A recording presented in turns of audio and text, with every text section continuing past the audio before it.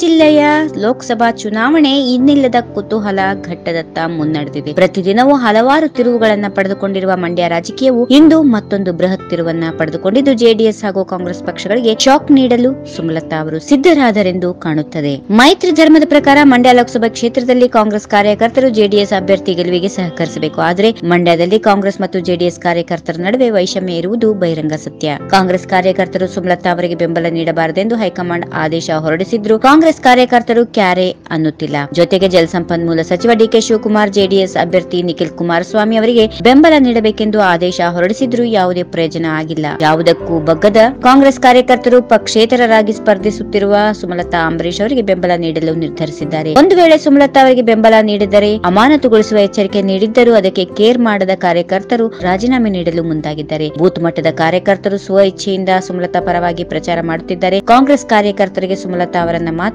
ಗಮನದಲ್ಲಿಕೊಂಡಿದ್ದಾರೆ. ಅವರ ಗೆಲುವು ಮಾತ್ರ ಮುಖ್ಯವಾಗಿದೆ. ಸ್ಥಳೀಯ ನಾಯಕರು ಕಾಂಗ್ರೆಸ್ ಕಾರ್ಯಕರ್ತರ ಮತಗಳು ಜೆಡಿಎಸ್ಗೆ ಬದಲಾಗುವುದನ್ನು ತಡೆಯಲು ಪ್ರಯತ್ನಿಸುತ್ತಿದ್ದಾರೆ. ಇತ್ತೀಚೆಗೆ ನಡೆದ ಉಪಚುನಾವಣೆಯಲ್ಲಿ ನಡೆದ ತಂತ್ರ ಮತ್ತೆ ಈ ಲೋಕಸಭೆ ಚುನಾವಣೆಯಲ್ಲಿ ಪುನರಾವರ್ತನೆಯಾಗುವುದು ಬೇಕಾಗಿಲ್ಲ. ಕಳೆದ ಲೋಕಸಭೆ ಚುನಾವಣೆಯಲ್ಲಿ ಕಾಂಗ್ರೆಸ್ ಮತಗಳು ಬಿಜೆಪಿ ಪರವಾಗಿ ಚಲಾವಣೆಯಾಗಿದೆ. ಈ ವಿಡಿಯೋ ನಿಮಗೆ ಇಷ್ಟವಾದಲ್ಲಿ ಲೈಕ್ ಮಾಡಿ, ಶೇರ್ ಮಾಡಿ, ಸಬ್ಸ್ಕ್ರೈಬ್ ಮಾಡಿ.